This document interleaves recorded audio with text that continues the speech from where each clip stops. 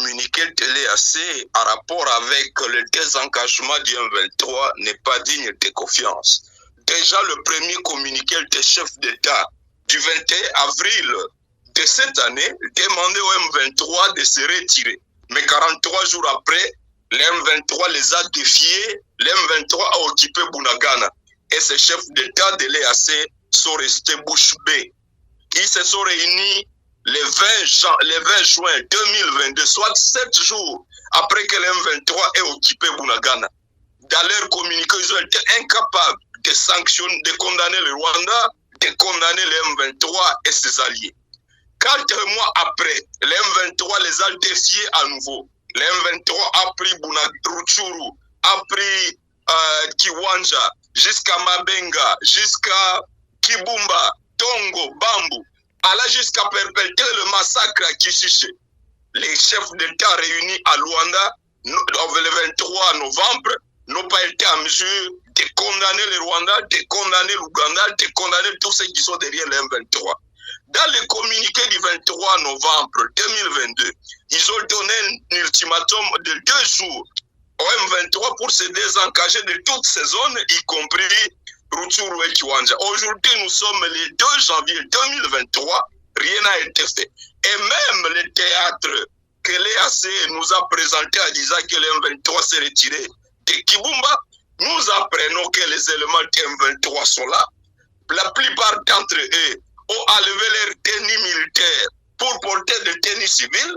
Les déplacés originaires de Kibumba, qui sont à Kanyaruchinya, ils ont voulu rentrer dans leur maison, aller chercher à manger dans leur champ. Ils ont été fouettés par les gens du M23. Et les militaires kenyans de la communauté d'Afrique de l'Est n'ont pas dénoncé ça. C'est dire que ces communiqués ne méritent aucun crédit. Nous voulons mettre l'EAC en garde. Si leur agenda consiste à faire des combines avec Tshisekedi pour que Tshisekedi signe des concessions à faveur du M23, eh bien, nous n'accepterons jamais. Nous savons que depuis septembre 2003, le Rwanda a monté un plan B contre la réunification du territoire national, contre la réunification de notre armée. Ce plan a été consacré par des accords que nous ne pouvons plus accepter. On a signé l'accord de mixage autorisant ces brigades issues du RCD qui ne voulaient pas intégrer l'armée nationale. On leur a accordé de rester au Kivu sans être déployés ailleurs. On leur a reconnu leur grade par l'accord du 23 mars 2009 et on leur a donné les commandements de toute la partie Est, du sud Kivu jusqu'à Nituri, et nous sommes témoins de tout ce massacre, de toutes ces tueries, de tous ces kidnappings, le chaos entretenu à l'Est, parce qu'ils veulent finalement faire de ça leur république et réduire nos populations comme des esclaves. Nous ne pouvons donc plus accepter que l'EAC conduise M. Félix à un deal à faveur du M23 et du Rwanda.